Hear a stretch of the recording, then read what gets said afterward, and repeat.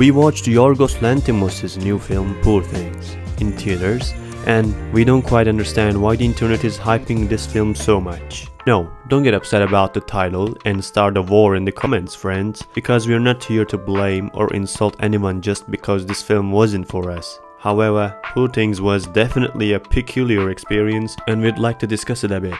First of all, let's make it clear that Poor Things is a film where a lot of effort has been put into lighting, set design, camera angles and lenses to create a unique atmosphere. Everything was visually appealing, and as Bella explores this world, you will find yourself getting lost with her. The strange, colorful, expressive world brought to life by Yorgos and his team looks so different and beautiful that even if we didn't like anything else, we would still go to the cinema just to witness these otherworldly visuals. Aesthetically, the film has a surreal atmosphere, positioning Poor Things as a different experience compared to mainstream movies with straightforward look. There are scenes shot from different camera lenses representing Bella's limited worldview. I won't go into technical details, but the peculiar and somewhat absurd choices in filmmaking, regardless of the technical aspects, have allowed Poor Things to capture its own personality. Another major plus is undoubtedly the performances. Emma Stone, Mark Ruffalo and Willem Dafoe are exceptionally, but you've probably already heard about their nominations and praises. Bella's gradual transition to adulthood, shaped by all the experiences she gains, is nuanced in the script, and Emma Stone does justice to it. She deserves all the nominations and awards. We won't dwell too much on Willem Dafoe, because when have you ever seen this guy play badly?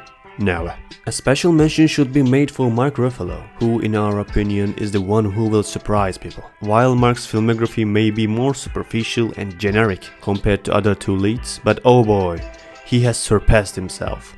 Such a bastard, energetic, funny and human character suits Mark very well. If Mark Ruffalo is in a movie from now on, we will definitely watch it more attentively. All the other actors are also quite good. So why such a title when we praise this much? Sippers, even though we had a different experience, laughing and enjoying the film in the cinema, Yorgos Lanthimos is not a director that our team unanimously loves. Don't get it wrong, this is his biggest budget film and he has maintained his style and vision from his low budget films like Dogtooth and The Favorite. Those who love these films will undoubtedly be pleased with Poor Things. However, we personally couldn't fully adapt to this style and narrative. Poor Things is a modern and feminist Frankenstein film, and if you love these three words, the film will undoubtedly appeal to you. As big fans of Frankenstein, we couldn't fully immerse ourselves in the presented theme, feeling that the story and the characters were a carbon copy of the original book, which, in our minds, was superior in every aspect. It was just weird, man.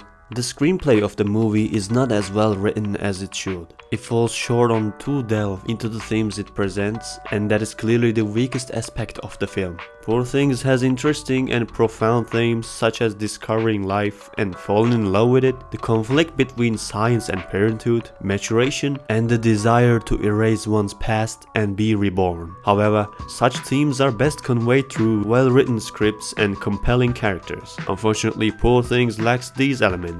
Additionally, a small note: half of the movie is about sex. I mean explicit sex. While it initially has a place in the story, it has been so exaggerated and spread out that more than half of the film is seriously just sex scenes. If we were to remove those scenes, excluding the initial ones, it wouldn't make much of a difference to the overall narrative. Otherwise, the characters are not bad, the world is beautiful, the idea is good, but something is missing, man. In my opinion, the worst part of the Poor Things was that the themes might be good remained throughout the story. They were very superficial and shallow, offered neither a new idea nor a solution to none. Of course, the movie doesn't have to do these things, but it wasn't very successful in making us feel anything also, which is always a downside. Fundamentally, the main reason we wouldn't want to watch this film again is the director's style and the superficial script and story. You can just go and read Frankenstein instead. What do you think? Is the film as good as it's hyped up to be?